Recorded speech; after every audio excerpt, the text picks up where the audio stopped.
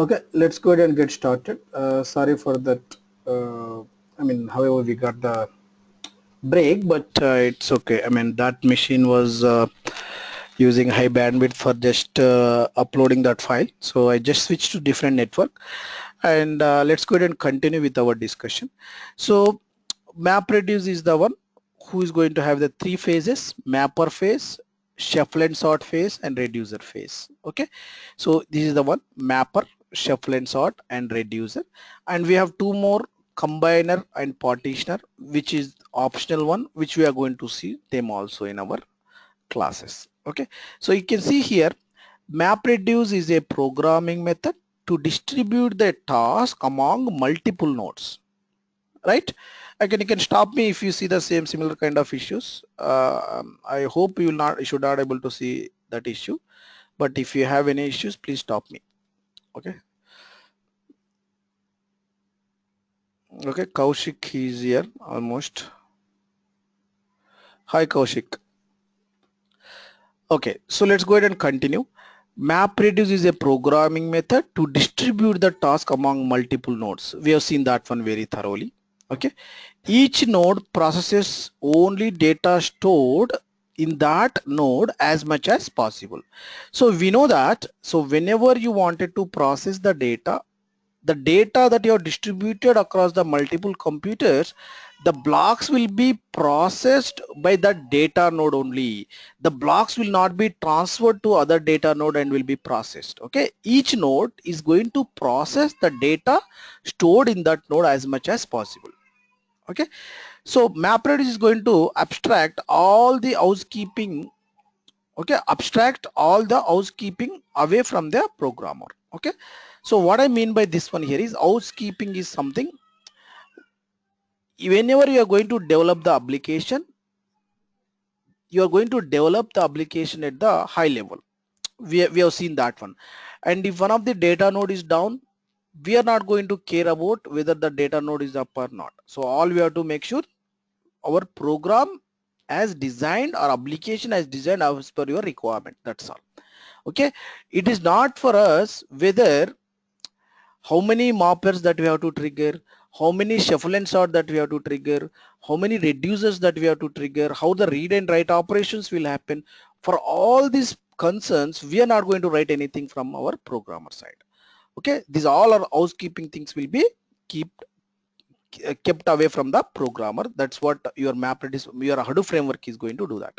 So in between map and reduce steps, there is one more step called shuffle and sort. Okay, this is going to play the vital role, okay, which we are going to see very thoroughly. Okay, so let's move on here. Mapper, shuffle and sort, reducer. MapReduce is a framework which can be processed any type of data. So it's not only the text files, it can process the video files, audio files, XML files, unstructured, semi-structured data also it can process. That's what, that is the main purpose of, that is one of the advantage of using Hadoop is it can take any type of data and it can process easily without any challenges. Okay, and client submit the MapReduce jobs to the job tracker. We know that. So this is the thumb rule. So whenever any job is submitted to the Hadoop cluster, the request will go to the job tracker. Okay, all MapReduce jobs are controlled by the software daemon called job tracker, which will resides on the master node. We know that one.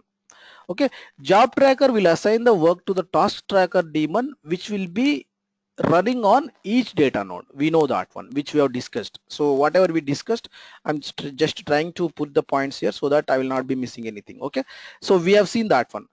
Job tracker is the one who is going to assign the work to the task tracker. Task tracker is the one who will be running on each data node. So task tracker is the one who is going to take care of each and everything. Okay, task tracker is the responsible for instantiating the task instance and report the status back to the job tracker. Okay, task tracker is the responsible for instantiating the task instance. Okay, which we are going to see very bigger thing here now. So that is very important topic now. Task instance is something, using this concept only we are going to see a lot of advantage out of this programming language that is called MapReduce. Let's go ahead and discuss that one. Everybody is okay with my voice? Everybody is able to uh, get it what I'm trying to say? Yes. Yeah. Thank you. It's better now. Okay, thank you. So now let's go ahead and see how this task instance can be done. So in our previous discussions, we have seen very thoroughly how your HDFS pool will be formed actually out of your Hadoop cluster. So that is because we have discussed about the storage part. That is the reason we have discussed about only the hard drive related. So now the processing echo component came into the picture. Okay, so obviously we have to think about RAM. Without RAM, there is no, we cannot process anything in a computer. We know that one. So now in this one, let's go ahead and discuss. Let's go ahead to the homogeneous configuration, which is nothing but hard drive and RAM is going to be the same thing across all multiple computers. So this is my master node and this is my data nodes, data node 1, data node 2, 3 and 4.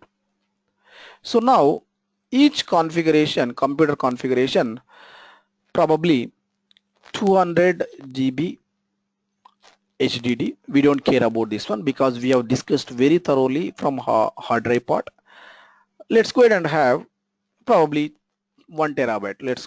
I mean, instead of having this one, 2000 GB, which is nothing but 2 terabytes. Instead of confusing you, let's go ahead and have the 2 terabytes.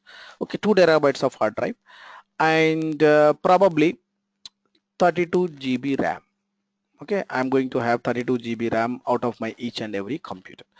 So now there are probably by this time you should be able to get some questions saying that if my computer, I mean my Hadoop framework is allowing us to have the heterogeneous configuration also, which is nothing but this computer can have probably 2 GB RAM.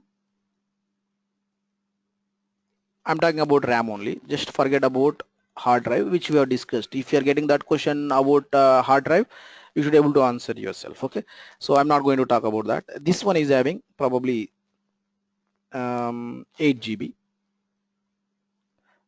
and this one is probably 16 GB and this one is having probably 32 GB. Okay, and your blocks might have stored here block 0 and block 1 of your temp.txt file. So now you're going to assign the same thing to the task tracker and the same thing this is the task tracker. So now you should get one question in your mind. This guy is having only 2 GB RAM, so obviously this guy will take more time than this guy. This guy super fast because it's 32 GB RAM is there in his computer, so he's going to just process just like that. So probably this guy is going to take very less time comparing with this guy. So this guy might be taking 2 minutes of time, this guy might be taking 2 seconds, probably 5 seconds, okay, or 10 seconds. So probably off minute, let's go with that one, off minute of time. Okay, so in this case obviously when you start triggering, when you start processing your file, this guy has to complete to start processing your master on top of your end results.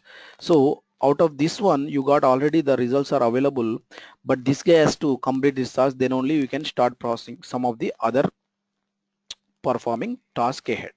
So in that case obviously you are going to see lot many delays in processing your MapReduce program if you are going to have this kind of situation, because this guy is having more configuration, I mean high configuration, so it's going to complete first, then obviously this guy has to complete before your master has to, before your master is going to start some other task. Okay, so to address this one, just keep this one. So that is obvious question, that is actually you have to get that question. Okay, so let's go ahead and discuss that one, how we can, how your Hadoop framework is going to address that one. The same thing, I'm going to open one more thing. Okay, this is something I need to retype everything in this computer, I think. Okay,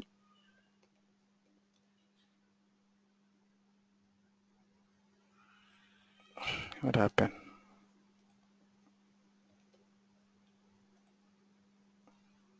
Hey, okay, probably some issue. Let's go ahead and see that the here itself. Okay, and this diagram only. So 32 GB RAM is having the homogeneous computers, which is nothing but each computer is going to have 2 terabytes of hard drive, 32 GB of RAM. So now let's go ahead and take one computer RAM. I'm going to talk about RAM only. Just forget about hard drive, which we have discussed already. So this is 32 GB RAM. Just to, just to think like this, homogeneous. All computers are going to have the same configuration. So out of this one, out of 32 GB RAM, I cannot give everything to process my Hadoop jobs or MapReduce jobs, because in order to run your computer, actually you have to run the operating system first. So obviously some space out of your these things, how we divided your hard drive, the same way here, your RAM also, you have to allocate some efforts towards your operating system to keep your system up and running. So probably for operating system, you have spent around 1 GB. 1 GB of efforts are going for your operating system. Okay, and in each and every data node you will be running one more daemon, that is called data node daemon. Okay, so for the data node daemon also you have to allocate some space, I mean some power to run that one. So obviously that might be 1 more GB. Okay, or 2 more GB, probably just to our calculation purpose. Okay, and obviously you will be running one more daemon, that is called task tracker. Okay, task tracker. For task tracker also you have to allocate some space. I mean that is what it is going to utilize by out of your RAM only. Okay, so then probably, so this is going to have probably 3 GB. Okay, so now 3 plus 3, 6 GB went out of your 32 GB. So how much left over out of each computer RAM? How much left? Can you help me? How much left?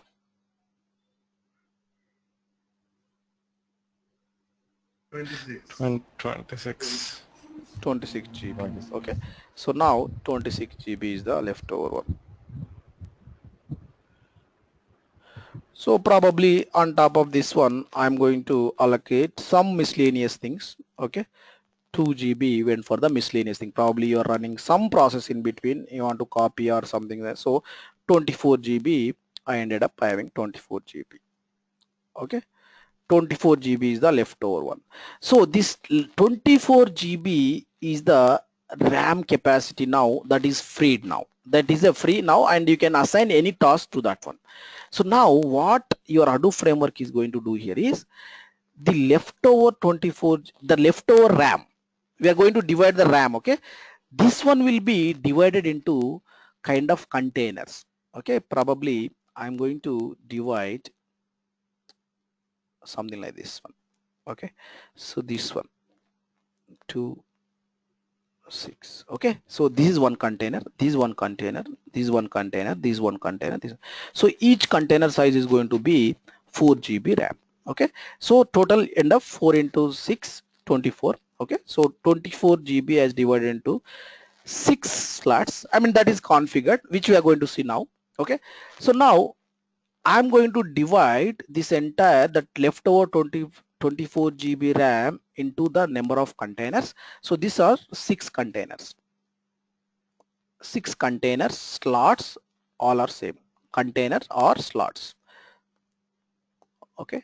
So now what your task tracker is going to do, here, this is your, for the example, for this data node RAM only we have divided, and task tracker is the one. Just let's go back and see our flow now. Now you're the one who have just wrote the code and you build the jar file. That jar file you have submitted to the your job tracker. Okay, job tracker is the one who is going to take that request, and it will go to the name node.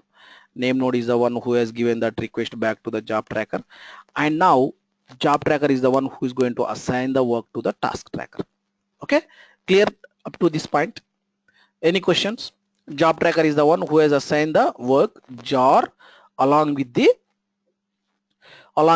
temp.txt file, whatever file it is there here. So now once your job tracker assigns the work to the task tracker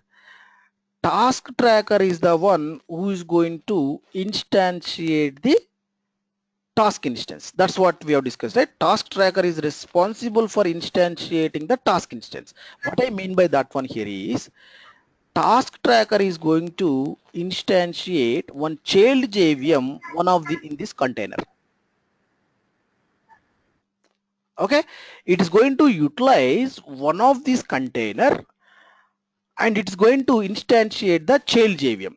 Task instance, child JVM, both are same. In this child JVM only, this task tracker is going to process this block 0. Okay, so how many left over? 1, 2, 3, 4, 5. Till again, your task tracker can accept 5 more tasks from your job tracker. Okay, it can accept 5 more tasks and it can process in one of these container. So at this moment, across your cluster, the same thing here also. Data node 4 task tracker is the one who is going to get, and obviously one of these task in one of this container is going to instantiate the child JVM and it's going to process this block 1 in the child JVM. Okay, so now here 6 containers, 6 jobs at a time I can perform this data node, and this one 6 and this one 6 and this one 6 across 4 data nodes. 4 into 6, how many containers I have? 24 containers, which is nothing but 24 slots, which is nothing but 24 tasks can be done at a time within this Hadoop cluster. Okay, 24 tasks at a time you can process this one. Hey Shiva, why you have to go with the 4 GB RAM each container? Why can't I go with the 2 GB so that I will end up having 48 containers so that 48 tasks can be done? Yeah, you can do that one. Each task, each container, each slot size, if you are going to configure as a 2 GB each one, you will end up having 24, 48. Probably why can't we go with 1 GB each? Yeah, you can go with one. Okay, you will end up having 48 into 2, 96, right? 96 containers you are going to have. So 96 tasks can be performed using your this entire cluster. But if you are going like this, probably you can go with 256 MB also, you can say that. But if you are going like this, at certain point of time, your task tracker, when it's going to instantiate the child JVM of the container, that container is not enough capable to process your data because it does not have more power. So that time your job will be ended out of memory. Okay, it is the heap size is like heap memory is the one which is going to talk about now here. That is going out of memory, so your job will ended not okay. Okay, so that is the reason the recommended one here is 4 GB each container size, 4 GB RAM. In production grade environment I'm talking about. So they are going to allocate 4 GB for the content. This can be configured. Okay, that purely that will be taken care by your architect as well as your admin guy is the one who is going to configure that one. But as of now here you have to understand these containers will the one who is going to be used to instantiate the child JVM and it's going to process the individual blocks. Once it's processing the jobs, it's going to kill the child JVM. It's going to purge the child JVM. So once it is purged, your container will become free, then it can accept one more task in that one. Any questions here? So with this concept, whatever you had earlier, this one is having probably 4 GB RAM, this one having 8 GB RAM, this one having 16, this one having 32 GB, but your containers are the one who's going to get the same power so that your all tasks across your all data nodes will be done only at the same time. There will not be any delay provided that that computer is connected to the network. That computer is not having any hardware issues. In that case, if you have a 32 GB RAM, 4 GB RAM, 128 GB RAM also, it is going to get the same power because you have divided your entire RAM power into multiple parts. Okay, each piece is going to have the same power. Okay, that is how your Hadoop framework is going to work. Okay, any questions here? That's how your container has slot. So going forward, if we say the child JVM had triggered means in one of the container, your task tracker has instantiated the child JVM in one of the container, one of the slot. If your MapReduce program is going to take 4 slots, means 4 tasks it has triggered. Okay, at this moment 4 tasks are running for that MapReduce program. 6 containers, 6 slots means 6 tasks has triggered for this MapReduce program. We are going to see what is each task, why we are going to see each task, when and all we are going to see each task, we are going to see very thoroughly. Any questions? Shiva, Linesh, it's recommended that 4 GB is the container size for each container, right? Yes. So if I do perform a single task on a data node, the minimum requirement recommended is more than 4 GB, including other tasks. It should be 5-6 GBs each RAM for each computer, each data node. That is Is obvious. that understanding correct? Yes. I mean, you can have less than Okay. that, but the data node will not be involved in the processing your data. Okay, if your organization has Okay. For decided to processing, go, okay. yeah, if your organization has decided to go with your container capacity is 4 GB RAM, 4 GB size, then Mhm. obviously each computer should be at least more than that. Okay. Earlier we have seen that main advantages of having Hadoop distributed network is that we can go for commodity hardware, Yes. and if the requirement is like that minimum GB, there should be RAM should be on a higher side, then are we not conflicting that? Uh, No, no, no. I mean, this finding out this RAM is very cheap. I mean, so don't think that way. I mean, your organization probably you can go ahead and have the 2 GB for your each container. I mean, it's a commodity hardware. okay. Buying your RAM itself, I mean, if you are going to buy 4 GB RAM in the commodity hardware, still you have to spend that much amount only when you go with the enterprise hardware. Still you are going to see that advantage from the commodity comparing with your enterprise hardware. Obviously, when you wanted to process as a whole in a single computer, obviously you have to use ABC RAM there. So obviously in order to have similar kind of RAM, obviously you have to spend lot of less money here. Okay. Yeah, if you have more data, obviously you have to have a more somewhat some systems to process that one. You cannot say that okay, I have 100 terabyte of data, but I can process only using my 1 terabyte of hard drive and 16 GB of RAM. Obviously you can do that, but it will take a lot of time for that one. Either you have to Mm-hmm. reduce the data there or you have to go with this more computers. Either one you have to do. Or can this be in the network, in the cluster, we can have few data nodes for processing and few for storage. Can that be done? No. So that is the No. reason. So in our one of the our discussion here,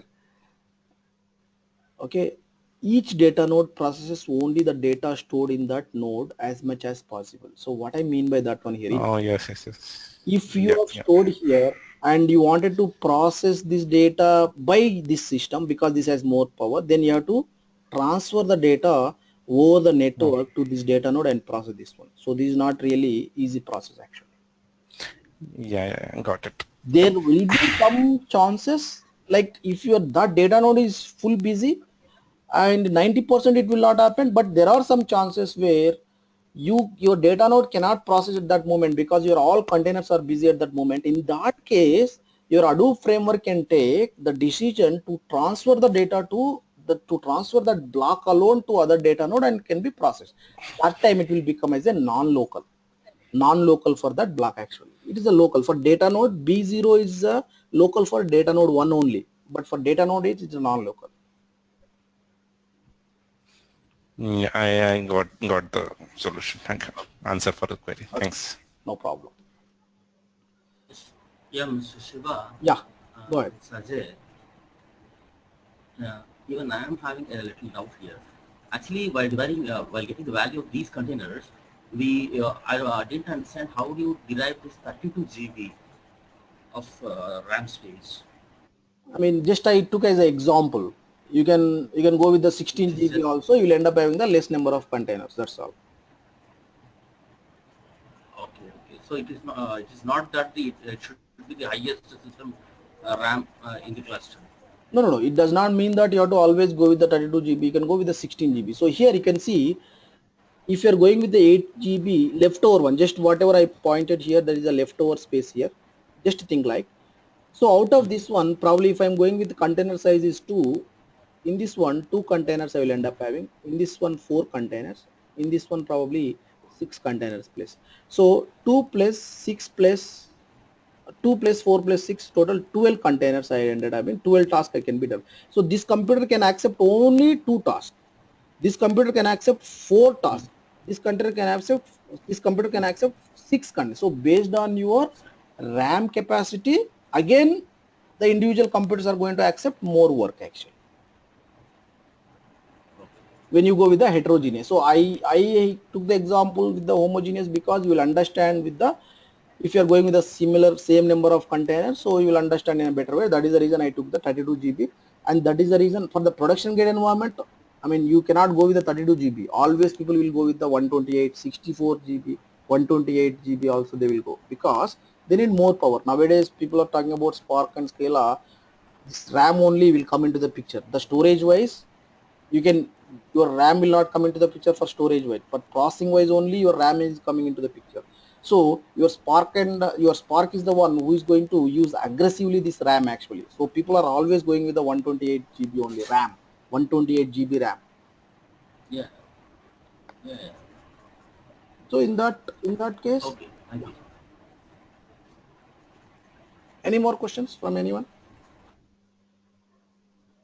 So one thing that you have to You understand, just mentioned Spark and yeah, sorry, Shiva. You just mentioned Spark and Scala, so these are new terms. So if you can just yeah. tell us in 1 or 2 lines, what is it? Yeah, actually, Hadoop framework is the one who is going to be very famous for the batch oriented. What I mean by batch oriented, you are going to accumulate the data over a period of time, and probably one day or 1 week or 1 month, and you're going to run some programs on top of the data. So obviously there is some delay. I mean, probably you're requesting something today, probably you're going to see end of the day if you're going to process your data. Okay, that is called batch oriented. And Spark is the one, obviously this is taking more time to process your data. So Spark is the one, it's an advanced version of your kind of your Hadoop. It's not modified version of your Hadoop, it's a advanced, which is nothing but people who wanted to see their results then and there. For example, the fraud detection. So you are swiping a card here, and using your Hadoop framework, probably your data, your transaction has logged in into one of your access log, and you are going to process the data end of the day. But the transaction, whatever it has happened in so and so place, it's a unauthorized transaction, but you came to know in the next day only, that is not going to help out, right? You have to process the transaction, you have Mm. to make sure the transaction is authorized or unauthorized, you should able to judge then and there. So obviously you have to process the data next second. So that is called real time. So obviously using your Hadoop, it is not possible. It is possible, but it's impractical kind of thing. Your Hadoop is going to work the best for your batch processing. So in that case, Spark will come into the picture. Spark is the one who can process your data then and there. It's kind of near real time. The moment you are going to get the data from your source, it can process and it can send back to the requester. Okay, so how it is possible? Okay. Your Spark is going to use aggressively the RAM. Your entire calculations will be done, your entire data will be stored in a RAM only. Forget about hard drive. For storage purpose, you are going to store, once you start processing the data, your entire data will be stored in a RAM only. That is entire different thing. The architecture and all is completely different. Mhm. Okay, Yeah. and Scala is the one, it's a API. Right. I mean, how your MapReduce program you're going to use to process your large data in your Hadoop framework. The same way in the Spark, you're going to use the Scala API to program your language to run your application on top of your Spark. Okay. Okay. Scala is a functional programming language, same as Yeah. your Java. Okay. Okay. Okay, Okay. Thanks. okay, no problem. Let's continue with our discussion. Okay, this is about the task instance. So task instance, child JVM, both are same. Container slots, both are same. So you have to understand here that the relation between child JVM and container or slots. Okay, so whatever we had, that 4 GB RAM, that space itself is a surplus capacity. Okay, so your typical slave computer, the surplus capacity divided into 4 to 6 GB for each container. So whatever we have taken this one, right, that 24 GB RAM, this one will be calling as a surplus capacity of your computer. Okay, this surplus capacity will be divided into container space. So each space or each container's power is going to be 4 to 6 GB. So these obviously will not be involving in this one.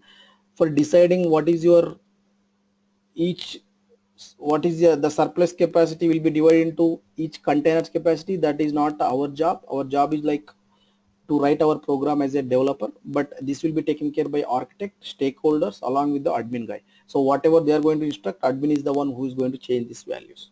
Okay, so this, based on this one, there will be lot many factors will be involved in this one. If you are going to have 4 GB RAM instead of 2 GB RAM, n number of things will be changed.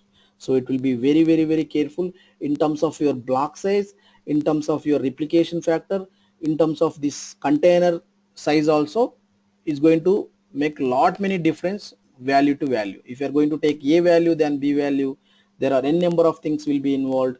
And using this one, you can give more work to the cluster, you can give the less work to the cluster also.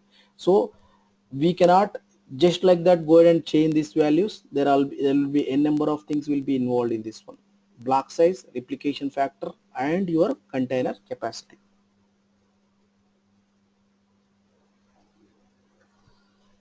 Okay, and one more thing, why you cannot run each all these things in a single JVM?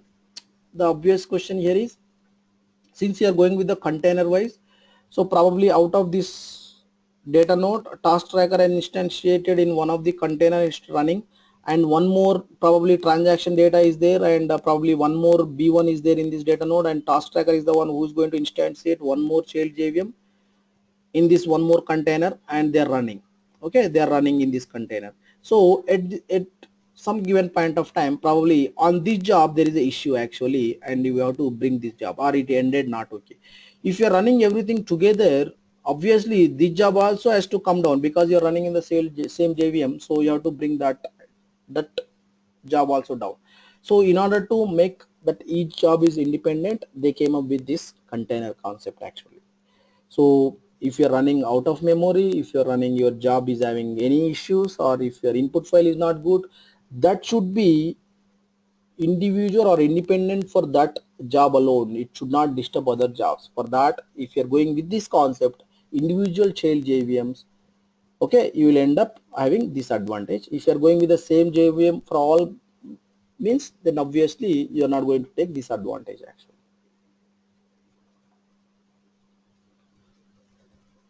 Okay, any questions before we move on further?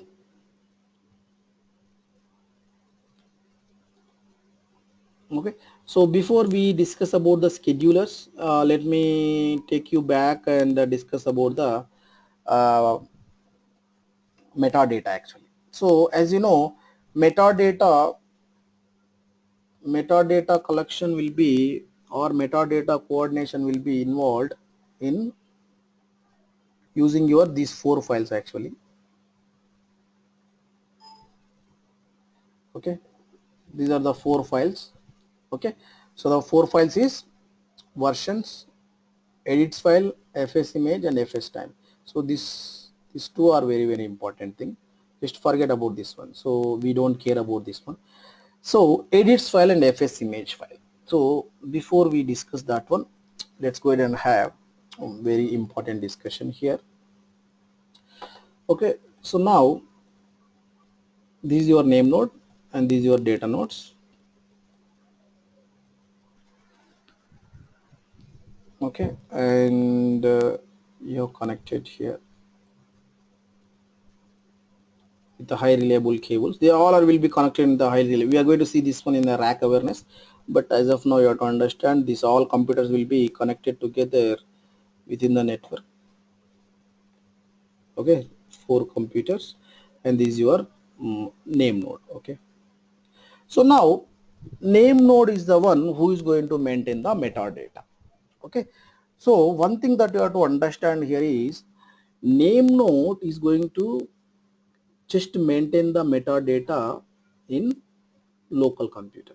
Okay, so using your edits file and fs image file, just keep this edits and fs image, just forget about edits file, just take consider in the fs image. Fs image file will be stored in a disk actually. Okay, this is a disk actually, disk of this name node. Okay, so this will be stored in a disk fs image. So what is fs image actually? It's a complete snapshot of your Hadoop cluster now, namespace. What I mean by that one here is, at this moment, if you are considering the fs image, if you are taking that one, that is a complete metadata of your Hadoop cluster. Okay, so that is complete snapshot of your Hadoop cluster. If you are taking now at this moment fs image is the one who is going to like mirror for your complete this thing. So if you have a metadata, you can say that this is what my cluster. Okay, so now that will be stored in a disk. So now, I mean, what is difference between disk and RAM, right? Do I need to explain that one? No, I guess. Okay. So just to recap, just to refresh. Okay, so now whenever you store any data in your hard drive, whenever you wanted to read that file back, okay, so you have to deserialize that one. Okay, your binary objects will be converted into normal objects, and you are going to put the data in a RAM, then you are going to process the data. So in order to process any data that you have stored in your disk, that you are persisted to the disk, you have to deserialize the data. Okay, the deserialization will happen and it will be copied into the RAM, and you are going to perform on top of whatever logic that you wanted to perform. That is called deserialization. The opposite to that one, whenever you wanted to save the data from RAM to the disk, that is called serialization. Okay, the data will be converted into binary objects and you are going to store the data into the disk. So whatever you are seeing in this computer, if you are opening that, that will be again copied back to the RAM. Okay, so that is the reason if you are opening very bigger file, your computer will take more time because your RAM is limited one. So in order to copy the data, probably terabytes of data or GBs of data you are opening, but again your RAM itself is GBs and you are trying to open more GB, then partially it will be loaded into the RAM. That is the reason you are going to take more time. Your computer is going to be hung because of this reason only. Just recap that one because our concepts will be involved in this one. So now you are going to deserialize whenever, I mean, I'm saying here the fs image is stored in the disk. So whenever any guy is going to request anything to process the data or to read the data out of my Hadoop cluster, it will come to the name node. Name node is the one who is going to check in the metadata, obviously. So every time whenever clients are sending the request to the name node has to go to the disk and disk has to deserialize the data, put it into the RAM, then read the data and serve the results back. So do you think it's like over headache for your name node? The answer is yes, because every time you cannot copy the data from your disk to RAM, you have to deserialize the data, you have to fire the query on top of the data, and you have to serve the results back to the client, because name node is having a number of things within your Hadoop cluster. Name node is a single point of failure. If your name node is going down, your entire Hadoop cluster is down. So that is the reason you have to play very safe game with your name node. Okay, you should not give more work, you should not give more pressure, or you should not bottleneck your name node. Okay, so in that case, every time fs image is something complete snapshot of your metadata. Okay, so obviously your file fs image file size will be in terms of GB. In probably if you are taking bigger cluster, your Hadoop cluster, your fs image file size will be in terms of GBs. Okay, because at least MBs, or even the more files, the million files that you have, obviously that will be in terms of GB only, because to store that complete string for each and everything, it will take at least 150 bytes for each and every file. So if you have more files, the more metadata, the more fs image file size. The more fs image file size, to do this one, obviously it will take more time. So you are going to allocate most of your name node efforts to do this one itself, then your name node has to do n number of other things also. So then obviously your cluster will be down. Okay, so now what will happen here is, the thumb rule here is, whenever you start your name node daemon, there will be the process. What process it's going to do? Your fs image file will be whatever you are stored in a disk, that will be copied to the RAM. Okay, that is the first thing it is going to do, irrespective of its size. Okay, that will be copied to the RAM. So now it is available in a RAM actually, fs image. So now you have to understand. So now this deserialization process will not be happen, this one whatever we are doing. So now whenever someone is trying to access from the name node will send the will just go into the RAM and it will process and it will send the results back. So we avoided one deserialization one. That is the first thing. Now second thing, I would like to store probably trans.txt file, transaction file. Okay, transaction file into Hadoop cluster. Okay, so in this case, so what it has to do, the write operation has to happen. So what it is going to do, first it's going to check everything, whether it is having the permission, whatever we discussed about the write operation, just imagine that one. Now everything happened, and now you have to insert the data into fs image file. Obviously you have to update that fs image, then only in future you have to update the metadata. That's what we have discussed, right? After the client has given the confirmation back to the name node, it is successful copying entire data, copying whatever request that has sent to the name node to the client, and client has completed that one. Once it gave the confirmation back to the name node has to update the metadata. That is obvious thing. So then when you are going to, when your name node is going to update the metadata, okay, in that case, this we are saying, when you have a millions of file, this is having in terms of GB. So when you go and write something into the GBs of file, obviously your name node has to put more efforts for that one. You cannot go and edit this GBs of file in between to insert the data.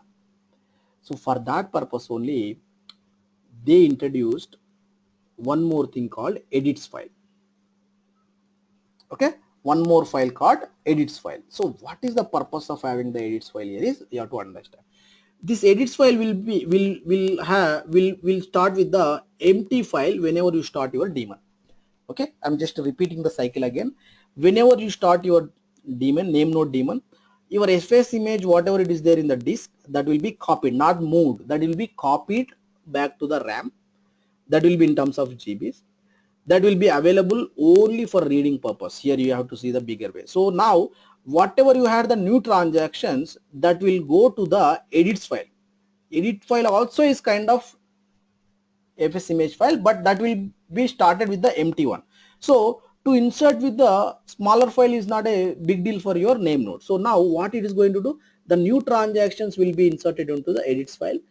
The fs image file will be used only for reading purpose.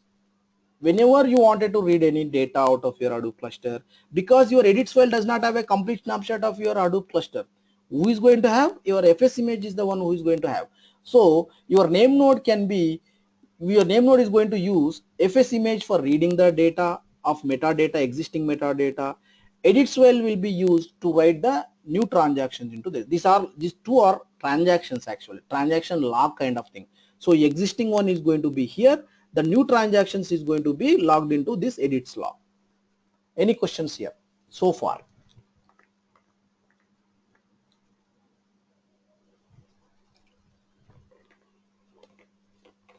No.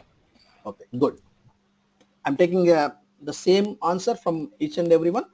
If you did not follow any topic here or anything which I've discussed so far from last 10-15 minutes, please do let me know. Otherwise we are going to see the synchronization and all, which will confuse you a lot. Okay, fs image, we know that what it is going to do. Edits file, we know that what it is going to do. So now the question here is, when, since you are going to, your edits file will be there in the RAM. Okay, your edits file will be there in the RAM. it will be there in the disk also, but it will start always with the empty. So now edits file is there in the RAM, and fs image file is there in the RAM also, but it is there in one copy in the disk also. Now if something is happening your, if something is going to happen to your name node, whatever transactions are there today or from last, probably whenever you restarted your machine till that point of time, probably 1000 transactions are there. So that 1000 transactions will be lost because of your name node is crashed, because your data is there in the RAM, you cannot recover. You can recover the fs image because you are stored somewhere in the disk, so you should able to recover that one. But how about the data which is there in the RAM? That is instant memory, you cannot recover at all. So for that only, for that purpose only, they started merging this edits file into the fs image file. Okay, again you are going to, at certain given point of time, in there are some scenarios where you are going to merge this data, you are going to create one fs image file. Okay, so when, since you are going to save the data in the fs image file, your data might have stored in a disk also, so you can recover the data also. That is what we are going to see in the synchronization part. But as of now, you have to understand what is the purpose of fs image, what it is going to have, what is the purpose of edits file, and for what we are going to have, you have to understand. Okay, so now we are going to discuss the synchronization part. Okay, let me open one more thing.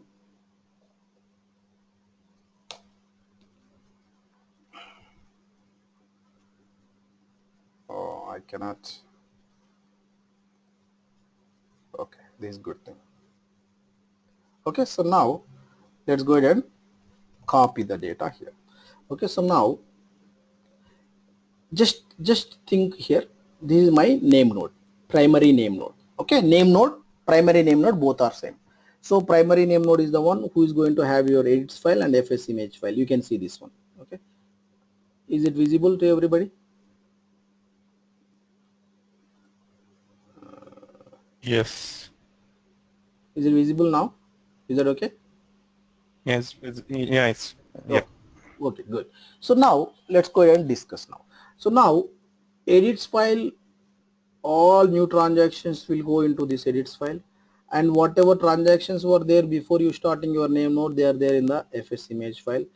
At given point of time, you have to merge these two files and make it as a single file. So when and all you can do that one, your Hadoop framework are going to, when it's going to join, when it's going to merge these two files together, there are three scenarios actually. One is manually or forcefully, you can go ahead and merge these two things. Okay, manually.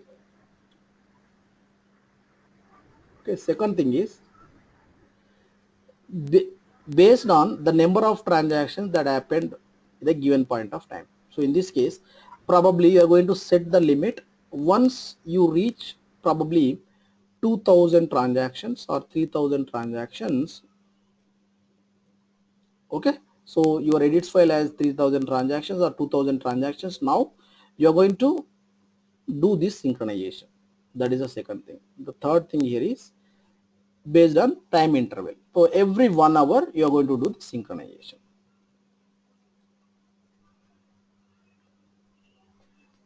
Okay, any questions here so far? Either with using this through three scenarios where and all you can do your these things. Okay, one is manually, you can go ahead and forcefully you can merge these two files. The second thing is based on the number of transactions. The third thing is time interval. So now let's go ahead and see any one of this scenario, probably based on the time interval. So now it's 7:40 now. Now 7:40, earlier this was happened at 6:40. Every 1 hour I am doing this synchronization. 6:40, now 7:40 is happened. Now I am going to start the synchronization. So what will happen here, we are going to see 7:40 is the time now. So it's time to synchronize the this one. So now secondary name node is the one who is going to be used to recover your metadata, as well as it will be utilized to merge this edits file and fs image file together.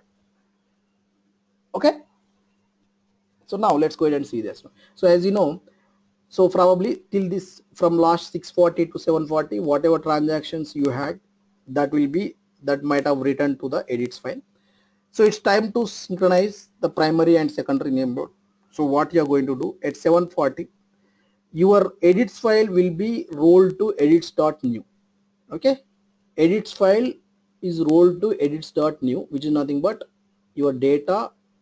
You are going to have the edits.new file, and from 741 onwards, 740 onwards, once you rolled out your edits to edits.new file, the transactions will go to this one. Okay, your new transactions will go to this one, not this one.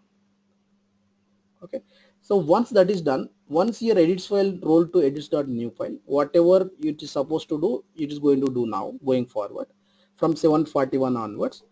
And your secondary name node is going to pull the data of your edits file and fs image file. It's going to retrieve the data of your edits file and fs image file, these two.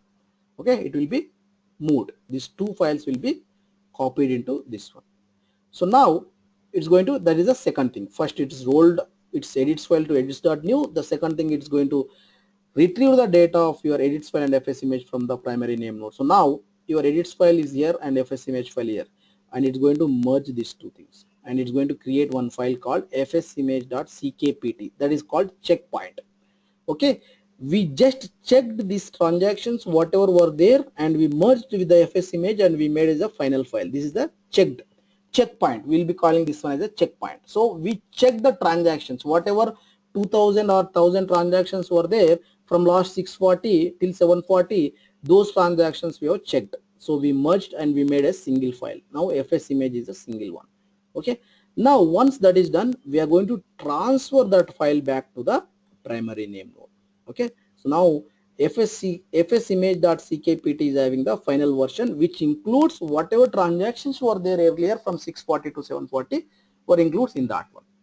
The next thing here is, once you do that one, your whatever transactions that you had in edits.new file, that will be rolled to edits file, probably 10 transactions. So till this point of time 745, probably 745, it took 5 minutes of time to do this one. So within this 4 minutes or 5 minutes of gap, 10 transactions were there. They were written to the edits.new file, that will be copied to edits file, and fs image copied, sf image is renamed to fs image. Okay, so from this onwards your cycle will start from the, from 8 for again 841, you are going to see one more transaction, one more checkpoint.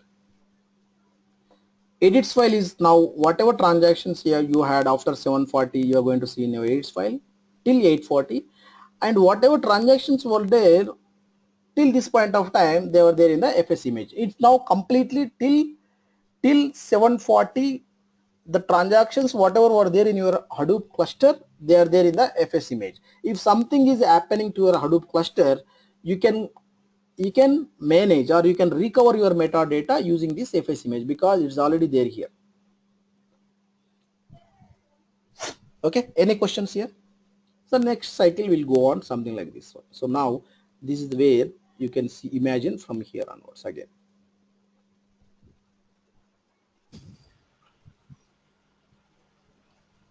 Shiva, Linesh, Mhm. uh, these files we are talking about all in the disk or the memory?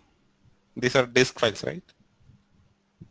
Both. I mean, if you want to merge, you have to merge in the RAM only, right? Memory only. Without memory, you cannot do any Okay. operation. That is the purpose So only you are it's using secondary name node. So that is a good question actually. Why you have to use secondary name node to just to merge these files? Why can't you merge here itself? Yeah, why you are transferring this data and why you are doing all this big process? Why can't you merge here itself and make it a bigger file? Why? Because to merge this data, it's already in terms of GB and you have to merge. Again, you are doing something right operation, you are going to make the bigger file, which your RAM will be utilized for this one. Your name node RAMs is not only unique for this one. It has to do a number of things. That is the reason you are going to just transfer your data to the secondary name node. Secondary name node is going to take that headache. Secondary name node is going to take that responsibility to merge this data in a RAM, and it's going to create one more file.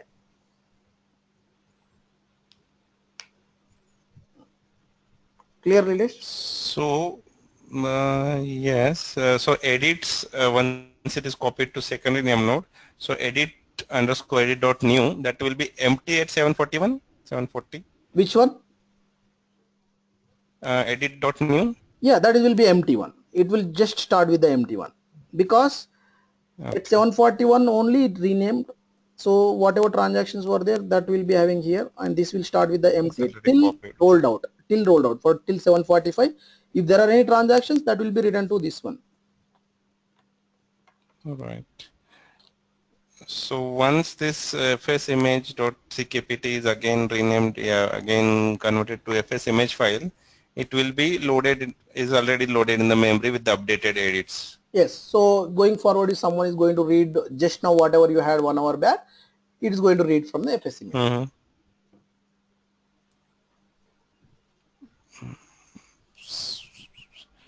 Okay, so it will update in memory and then via secondary name node, it will also copy it to the disk of primary name node. Excellent. That's what. Yes. Okay. Okay. Maybe for Oracle people, it is similar to commit. If dirty blocks, they keep on writing, and whenever there is a checkpoint, then they write all the committed dirty blocks data back to the disk. Is similar concept, I think. Excellent. Maybe Yeah. That is Oracle, there is similar. some DB is there. I think you can confirm that. That is similar concept, I think. Yeah. That is what I've seen that one also. Yes. This concept is similar to that one only. Yeah, you keep on writing the memory, and whenever there is a commit, manual commit from the user, or there is a checkpoint internal, then it will write all this memory data to the disk. Yes. Similar to that types. Okay, yeah. Good. Think. So any questions from anyone, from others? This kind of thing can happen manually, can happen based on the transactions, can happen based on the time also. We have discussed time very thoroughly. Even with the transactions also it will happen. Once it reaches 2000 transactions, it will do the same thing. It does the same thing.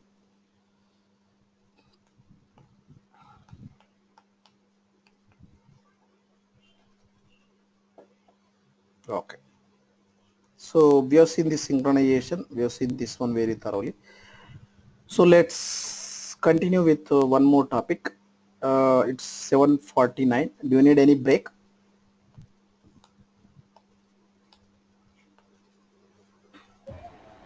No, it's okay. Continue, please. We can I continue. think we can continue. Okay, sure. Okay, let's continue with our next topic. Okay, so there is, I would like to extend this topic for 1 or 2 minutes. Okay, so here also, if you observe or if you go deeply here, you should able to understand 740 to 745, after that 840. So in between, okay, so for example, you had your checkpoint at 740 and 741, whatever transactions were there from 741 onwards. So till here 840, 835 or 839, your name node crashed. Okay, so these transactions were there where? In your edits file only, right? So you did not check them. Okay, so obviously you're going to lose that 1 hour of transactions, whatever you had from last 1 hour. Okay, Yes. so to recover that one, to address that issue, what they do here is, whenever your name node is going to write into your edits file, they are going to maintain one more system called NFS, network file system. You can have anywhere remotely here, and your data will be inserted into this NFS file also. So this will be used only to recover this 1 hour of data. Okay, if there is something wrong with that one, you are going to use this one to recover the data, which will take a lot of time actually, but you have to have some mechanism. In Hadoop 1.x we are going to use NFS. In Hadoop 2.x we are going to have a journal nodes which are going to do the same purpose as your NFS system, which we will be discussing when we discuss about journal nodes actually.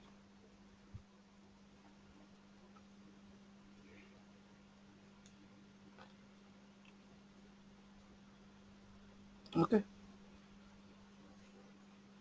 okay, so here how the MapReduce program works, we know we have discussed very thoroughly here. It will be submitted. MapReduce is submitted to the client. Job is the one who will be submitted to the job tracker. That will be in touch with your HDFS file system. Then it will be submitted to the task tracker. Task tracker is the one who is going to launch the child JVM in one of the container. So that's how it is going to work out. So we have discussed very thoroughly this one. Okay, and let's move on with our next topic.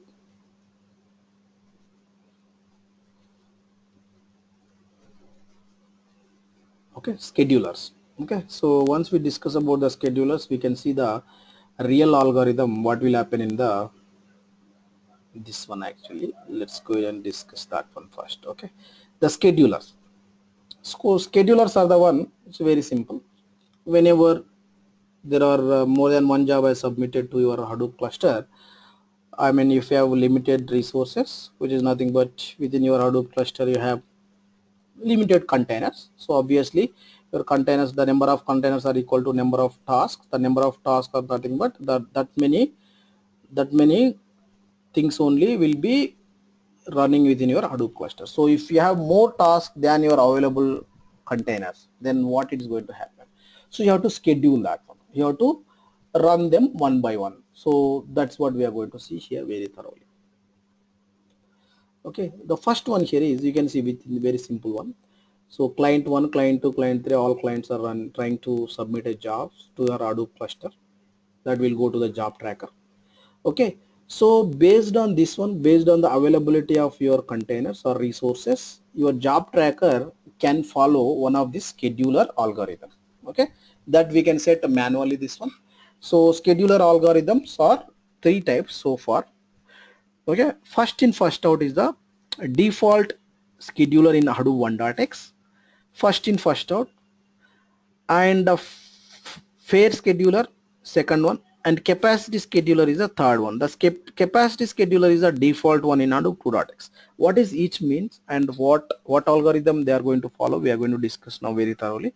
But as of now, FIFO, fair, capacity, there are the three schedulers that you can see in our Hadoop framework. Okay, FIFO, fair, capacity. So FIFO is very simple, first in first out. Whichever, I mean, we are going to see some queues here within our this thing. You can see here queue. So within this queue, whichever has come first, that will be sent to your Hadoop cluster based on the availability of your slots. Okay, that is simple, first in first out. It does not care about whether you have the highest priority. It does not care about whether you are going to take very less time. Probably you have submitted two jobs, job A and job B. Job A is going to take 10 hours of time. Obvious, that is quite normal in our Hadoop cluster, because when you're going to deal with your terabytes of data, sometimes your MapReduce programs is going to take a lot of time. So in that case, your job A is going to take 10 hours of time and job B is going to take only 10 minutes of time. So in that case, your job B has to wait 10 hours to just run the 10 minutes of MapReduce program. Your FIFO does not care about that priority wise. It's not at all kind for others. It says that, okay, I am first, I will be executed first. That is called FIFO. So there are these some concerns are there with the FIFO. So they went ahead and they have uh, came up with the different algorithms. The next one here is fair scheduler. Okay, FIFO is simple one. I'm not going to put much efforts here. The fair is the one which is like same thing, whatever we have seen that example here, job A and job B. Okay, job A is going to take 10 hours of time than job B.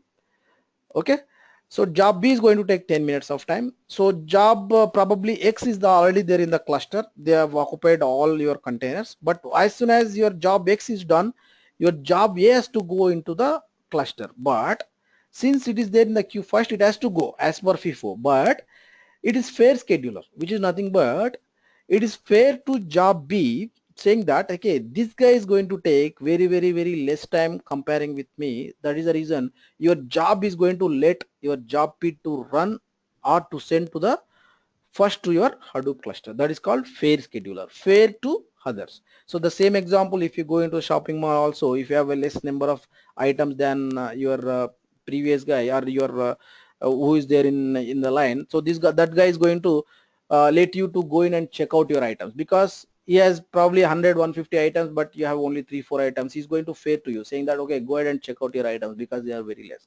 That same example here is going to work within a queue. If earlier guy is going to take more time than your next guy, so that guy is going to be let first to run into your Hadoop cluster. That is called fair scheduler. Okay, or A and B jobs are going to take same amount of time. Forget about that 10 hours difference and all. 10 minutes of time, A job and B job, and X job is already running within that one. So as long as your once your X job is completed, so obviously your job, A job has to go because there is no fair at all here, but your B job is having highest priority. Okay, you have to run first. Let's go with the 10 hours 10 hours. Okay, your B job also is going to take 10 hours of time at the, like your A job.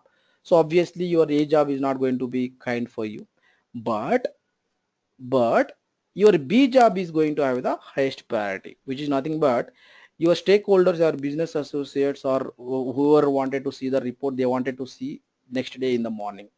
Okay, so obviously your job is going to take 10 hours plus 20 hours they have to wait, and we cannot assign any priority for your B job.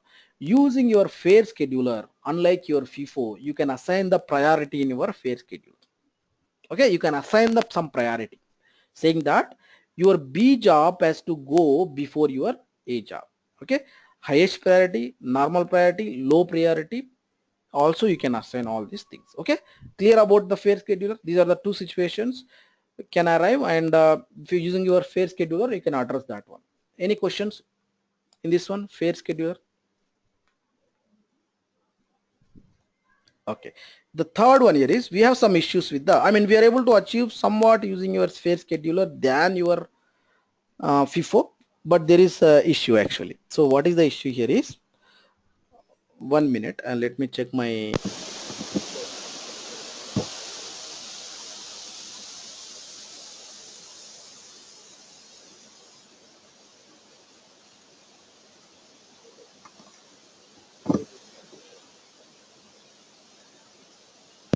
Okay, so now with FIFO, with the fair scheduler also we have some issue. So what is that issue here is, so as you know, X job is already running in a cluster. It is occupied all your slots, and A job and B job came into the queue, and B job we have given the highest priority. Okay, but your X job is going to take 15 more hours to complete your job within your Hadoop cluster.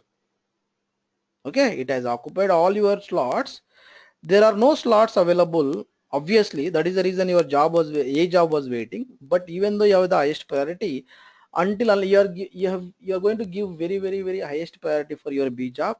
But until unless your current job, whatever it is there in your Hadoop cluster, that has to complete first before you trigger your job B. Okay, so in this case, you, even though you are using the FIFO, even though you are using the FIFO or even though you are using a fair, there is no use at all. Okay, so this is the drawback of your fair scheduler. Okay, so that is the reason this capacity scheduler came into the picture.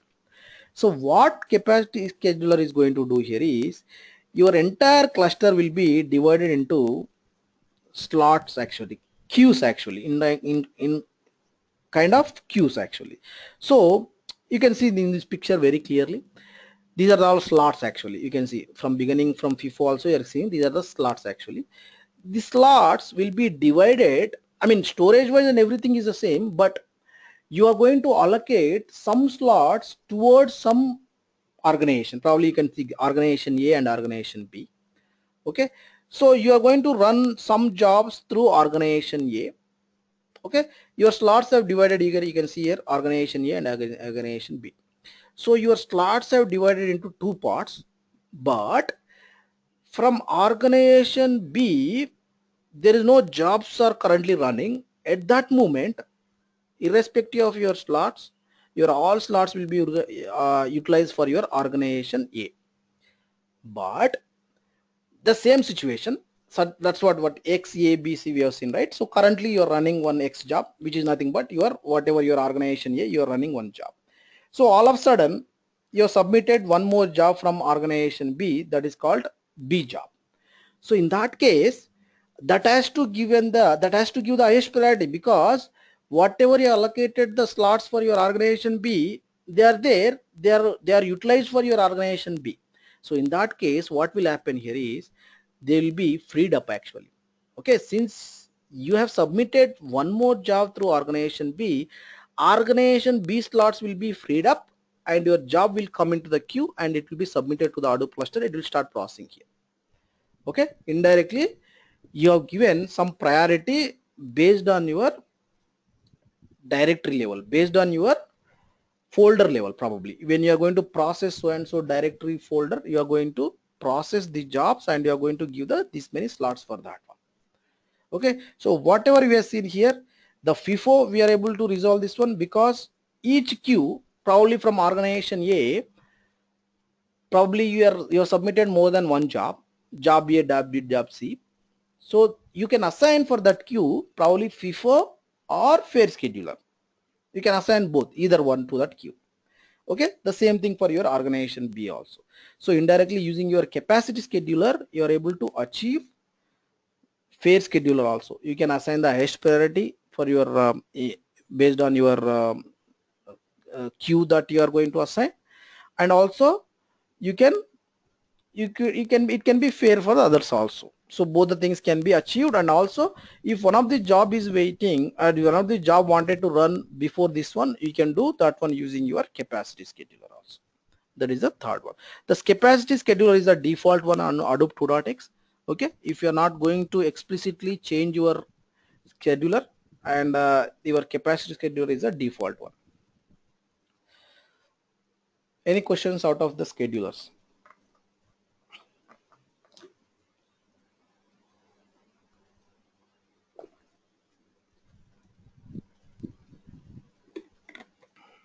Okay, I'm taking your silence is okay. Let's go ahead and continue with our next topic.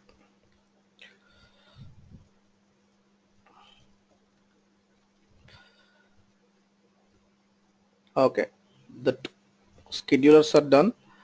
Let's move on with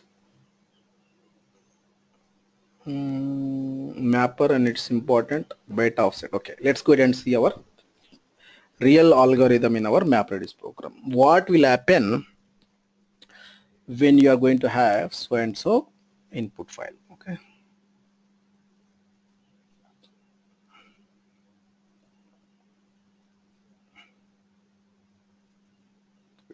notepad plus plus.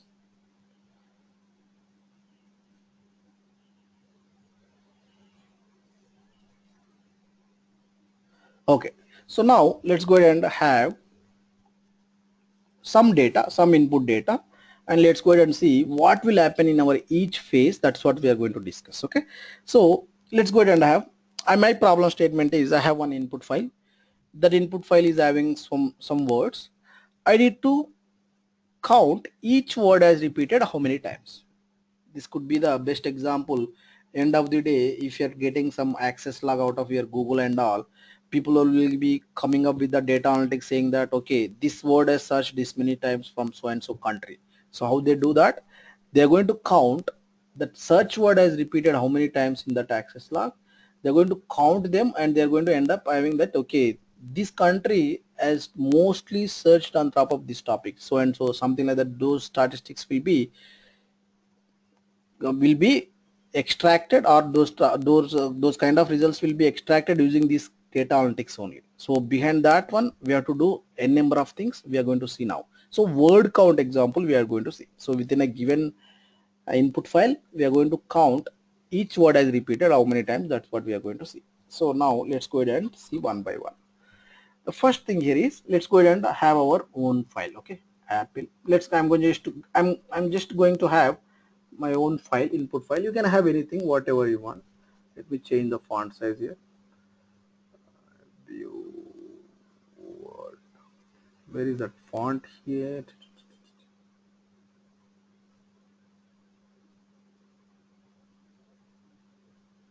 Maybe in edit. Let's search in edit. No, I don't. Main screen. Okay. Not here, not here. Where? Sorry. Setting. Setting. Preferences. Yeah, I think so. Maybe. Okay. Somewhere here only. Okay. Can you see now? View in Zoom, you know. Yeah, Yeah. yeah, I just did using mouse. Okay. Apple, oranges, yeah. banana, apple. Okay. Just put apples instead of apples. Okay. Apple, probably apple. Okay. Apple, banana, oranges. Okay. That is one.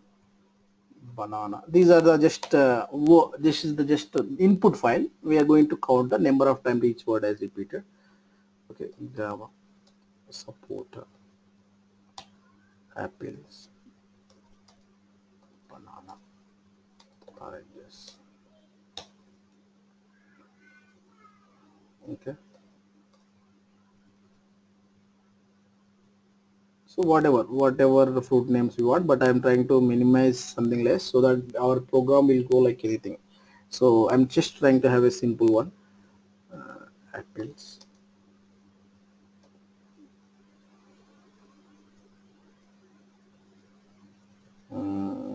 banana, oranges, apple, banana. Okay. Go up. Support oranges, apple.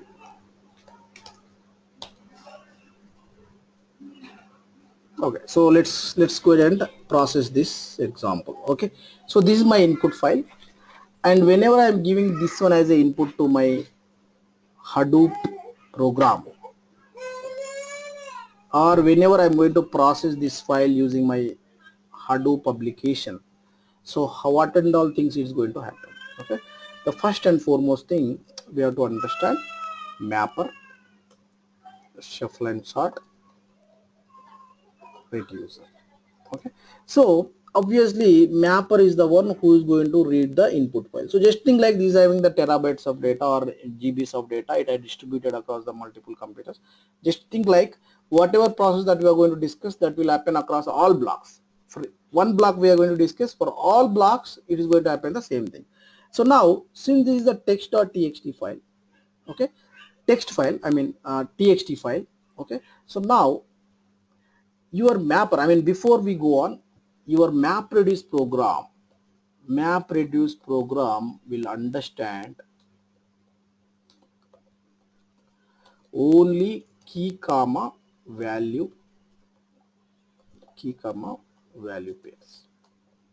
Okay, your input file has to be in a key comma value pair, whatever phase it is, in the mapper, in a shuffle and sort, in the reducer. Your MapReduce program is going to understand your input format kind of key comma value. Okay, it has to send the data in terms of key comma value. Say what is this, Shiva? So every time we have to convert your file into key comma value pair, then only you have to process that file into MapReduce program. The answer is no. Okay, so what you can do here is, what it is going to do actually. So I mean, does not mean that I have to convert this into key comma value pair, then I have to process, because we are already struggling a lot with your big data. Then I cannot change each and every file into key comma value pair and I can give that one as an input to process something out of this file. No. So that is the reason. What will happen behind the screens here is, your mapper also won't understand. This is the input for your mapper, but really it's not going to understand this file. What will happen here is, behind the screens there is,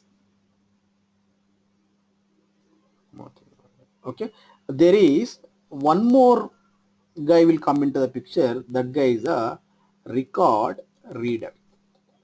Okay, this program is going to run in between mapper and to your input file. What this guy is going to do here is, he is going to convert input file into key comma value pair.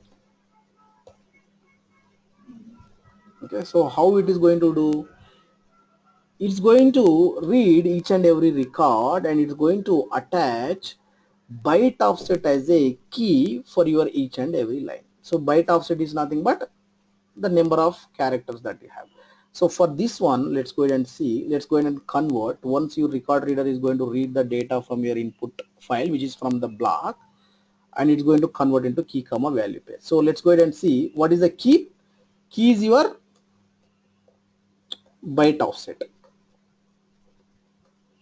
Okay, value is your entire value. So in this case, entire value is this one. Okay, what is your key? We are going to see this one. What is your key for this one? The byte offset, which is the number of characters that are there. Okay, 0 1 2 3 4 5 6 7 8 9 10 11 12 13 14 15 16 17 18 19 20 21 22 23 24 25 26. Okay, so this your byte offset is 26.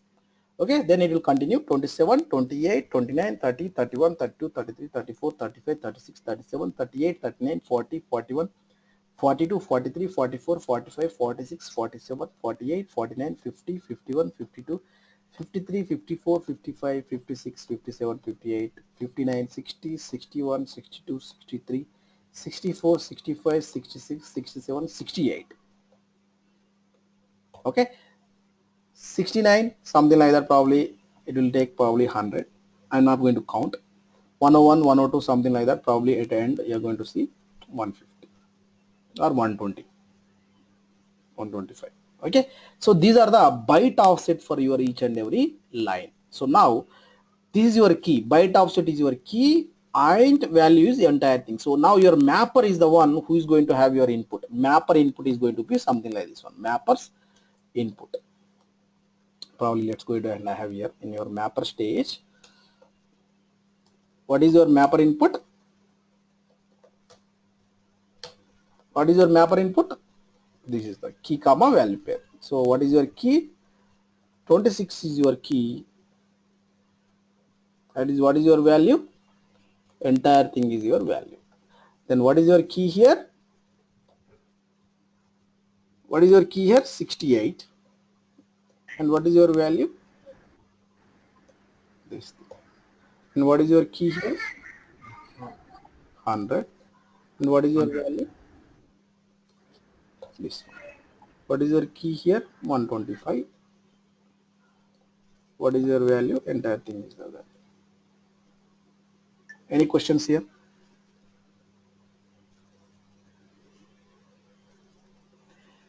Any questions here? Okay. So now, No. good. So now this is your mapper's input. So now let's go ahead and see what will happen in your mapper. So what is going to be happen in our mapper output? Mapper's output is the one that is based on your logic, what you wanted to do. So this purely your programmer's logic actually. So our logic, our statement, our use case here is we have to find out the word count. Okay, each time apple has repeated how many times, each word, which is oranges, has repeated how many times, banana has repeated how many times, something like that. You have to find out your all these things. Okay, so now let's go ahead and see that one. Okay, so now based on my logic, so that logic is going to be in Java, so you can write whatever logic you want. I'm going to read my value part. I don't care about my key part, because all I need to do, I'm not going to care about key part because I don't care about byte offset. I don't care about how many characters are there within this thing. I'm going to care about my value part. I'm going to create my own key comma value pair out of my mapper output. Then what I'm going to do, I'm going to read this entire value out of my key comma value pair. I'm going to read my value part. I'm going to split based on the space. This is unstructured data. Okay, this is not a structured data. So I'm going to split based on the space. So obviously I will end up having, when I split this one, apple, okay, apple, oranges, banana, apple again. So for each word, I'm going to loop, I'm going to store in an array kind of thing. Array is a collection of items, you know that. For each item in the array, I'm going to attach one to that one. Okay, so I have just attached apple comma 1. That's all. I did not count here apple comma 1 comma 2. No, I did what? Apple, for each word I have attached apple as a key and attached 1 as a value. The next thing is I'm going to read oranges comma 1. That's all. The next word is kind of tokenizing. Okay, so now banana comma 1. Okay, the next thing is what? Apple comma 1. Sorry, comma 1. Right? We are done with this first record. The same thing my mapper logic is going to do. I've completed this loop. I'm done with my first record. The next record, I'm going to read this only the value part. I'm going to create my own key comma value pair. So what I'm going to do? The same thing, banana comma 1, Goa comma 1, Sapota comma 1. What is next? Apple. So you have to understand this one. Okay, this is what exactly will happen in our mapper logic. So what is next? Banana comma 1, oranges comma 1. So we are done with our second record. So let's go ahead and have the third one, apple comma 1. You guys are following me? Any questions here?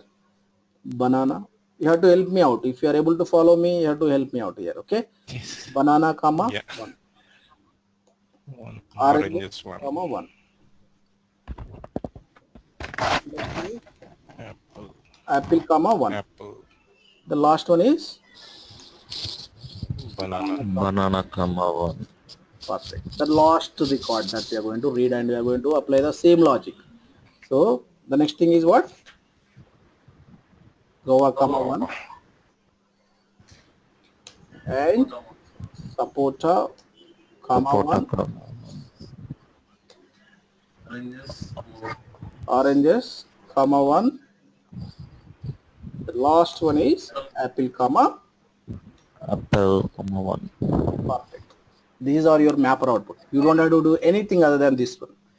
Your mapper output is this one for your use case, finding out your word counts. That's all you have to do. You have to read your entire value part out of your mapper input, and you have to read your value, and you have to apply your own logic. Your logic can be anything. I'm going to have this logic. That is the reason I just attached as a 1 to that one value. My value part as a 1 across my all words. Key is this one. Apple. I did not aggregate here. I just added for each word, for each token, I have added 1 to that one. That's all. I split the data, I stored in array, I iterated array. For each item, I have added 1 to that one. That's all I did in my mappers logic. Any questions in the mapper output? That's all in the mapper. We are done with our mappers logic. Any questions before we move on with our next phase? What is our next phase? Yeah. What is our next phase? Sort. Shuffle. Shuffle and sort. Shuffle and sort. Perfect. What is the shuffle and sort input? This mapper output, that is Excellent. Yeah. keys and 1. Yes. So shuffle and sort is your mapper output, and your shuffle and sort is your mapper output, and your output, what it is going to have in your shuffle and sort. And one more advantage and good news here is you don't have to code anything in your shuffle and sort. Your Hadoop framework is going to take care of that. Okay. Shuffle and sort logic as a programmer we don't write. Our Hadoop framework is going to take care of that. But what will happen here? And what will happen, what it will read out of your mappers output, and what it will create out of your shuffle and sort, and will be given as an input to the reducer. Shuffle and sort is going to do group by and sort. What is group by?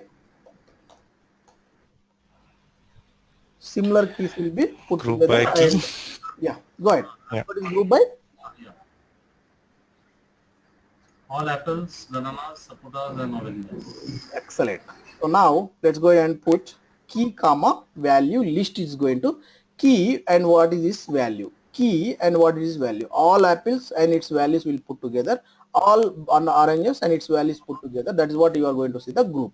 And sort is something like that. Your keys will be sorted as per alphabetical or as per your digits, whatever. So let's go ahead and see apples, comma, list. So what and all here? One, how many times this apple is there? All will be grouped together. One, 1, two, 2, three, 3, 4, four, 5, five, 6. 6. So 6 ones will be put here. 1, comma, 6. 1, comma, 1, comma, 1, comma, 1. Right? 6 times, right? Okay. So what is Yes. next? Probably oranges. Banana? 2, 3. Yeah, the sorting definitely you're correct, but it's Yeah. okay. We are not going to do sort. We are okay. Okay. Oranges. 1, 2, Okay. 3, 4 times. 4. 4. Yeah. Comma value list. So group by you're going to do just you're going to put all the you're not going to aggregate here. Okay. 1, comma, Mm-hmm. 1, comma, 1. Okay. What is next thing? Probably banana. Okay. And your value list is going to be 1, 2, 3, 4, 5. 3, 4, 5. Okay, 1 comma 1 comma 1 comma 1 comma 1.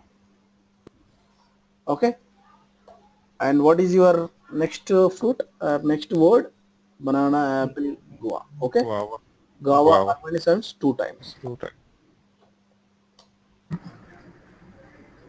1 comma 1. Okay, then what is the next fruit? Sapota, Sapota. 2 times. 2 times. 1 comma. Are we done? Are we done with all our fruits? Yes. Yes. Okay, perfect. So this is your shuffle and sort output. Shuffle and sorts output. Maybe you have to sort it, but we don't care about that. Okay, sort output. So this one will be given as an input to where?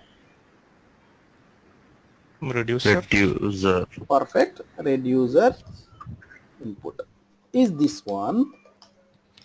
And what we are going to see in our reducer output. Reducer output, same as in our demonstration, you are going to aggregate your data.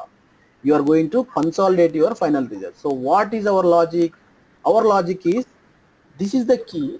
We are going to have same thing. I don't care about, I'm not going to alter anything here. My value list here, what I need to do here. If I do what, I'm going to get my number of times this word is repeated. If I'm going to sum this value list, I'm going to end up having how many times this word is repeated within my word, right? Yeah.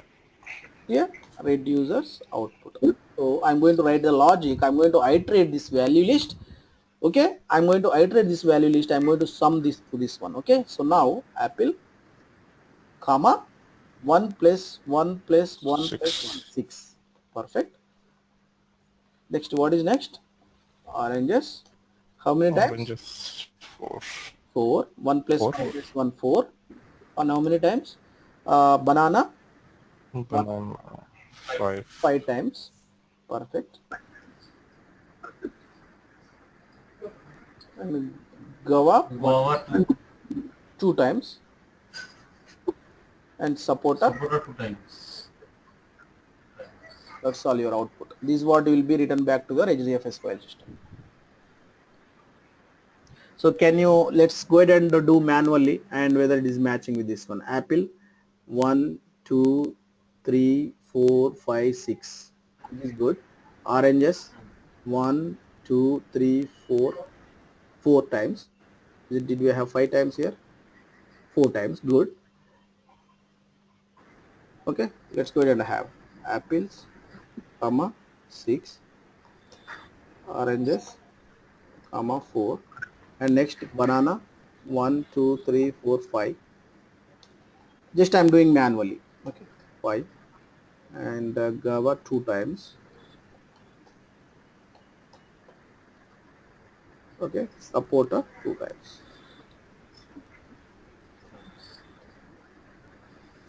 So this one should match with our algorithm file.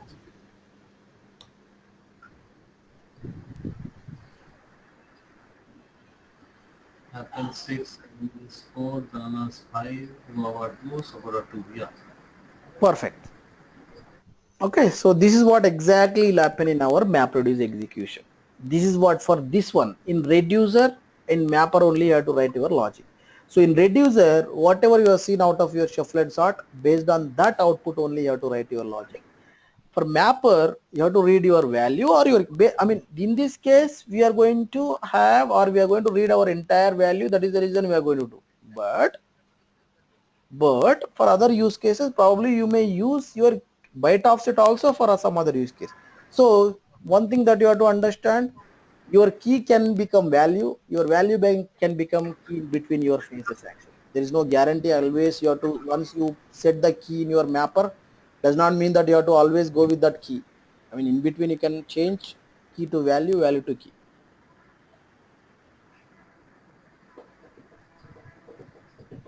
Hey, Shiva, I wanted to ask one thing. What Uh-huh. will happen in the case of, say, images? How that MapReduce will work then? That is images and all, we are going to process in a different way. This byte offset concept we are going to follow for all your text files. The images, video, audio files, we are going to, byte offset is not going to be the key. Your entire file itself is going to be the key. So probably we are going to see one example on that one. Right. So, Yeah. Shiva, for this MapReduce, this map, there is different logic for mapper and different logic for reducer, right? That's So correct. there will be only one program, or there will be two programs to be written. Two classes will be there. Okay. One Same class for program, two mapper. Yeah, classes. two classes. One class for mapper, one class for your reducer. Okay.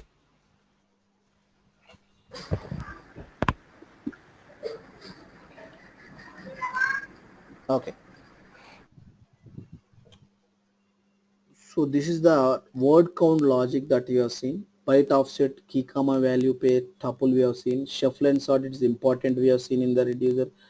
Framework will take care of shuffle and set logic. We know that reducer will always start after completion of your mapper. We know that one. So this is on top of one block actually. So if you are having 100 blocks for your input, on top of 100 blocks, this process is going to happen.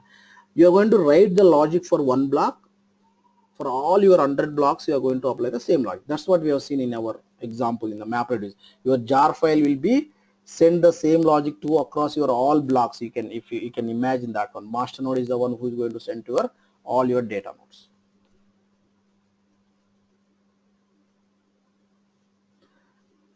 Okay, and okay, what is our next plan? So shall we continue for half hour, or are you okay with this one, or what is our next plan? Based on your inputs, I may decide. I think is enough for today. Last 2 days, we're just going through a lot of things. Okay, So good. I think we can ask others. Yeah, sure. yeah, Shiva, I wanted to know when we will get this case papers actually, documents. Document I already shared. The only thing is the software. It's almost done, sir. 80% is done. I can see in my other laptop. It's 80% is done. So remaining 20% is there. Thank God that should go fine without any network issues. Then only you should able to see by tonight, before probably next 2 to 3 hours. If not, probably I'm going to send you the email with these issues, and let's discuss or let's find out other option. Okay. This Because what happened during this, if we get this document, then we can at least think about it. Yeah, that's good actually. That's what I'm trying to get it. And let's see that there are some other sources. If probably I'm going to check with your organizer. If he has any solution for this one, right away we are going to take it. If not, Okay, okay. then we will think on that one. Okay, we will see some Because, temporary work around. just 6 days idle, really it's not helping. Yes. That's correct. That's correct. I agree with you totally. You have to practice it. Shiva, have you already shared these documents which are you are referring? Yeah, I shared that video. I shared that HDFS commands, and this PPT I did not share. This PDF, and I'm going to share But this software. we haven't received those We have not documents. received. Yeah, whom we have to contact? Sorry. Whom should we contact for this? we haven't received these documents which you are referring. Oh, even recorded videos also from beginning? Only one, I think, only one was there. Okay, let's do one thing. First one was there. Yeah. I'm going to create a separate drive for you, and I'm going to upload that one into. Okay, so don't worry about that. Probably, we can directly contact. Yeah. Sorry. I am not getting the document and previous videos. One by one, sir. I'm not getting from all of you. Just go ahead and one by one. Please go ahead and mute others actually. So you are not getting the documents. That is correct, right?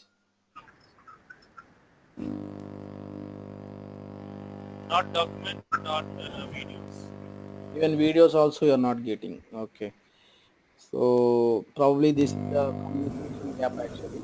So let's do one thing. I've already mailed.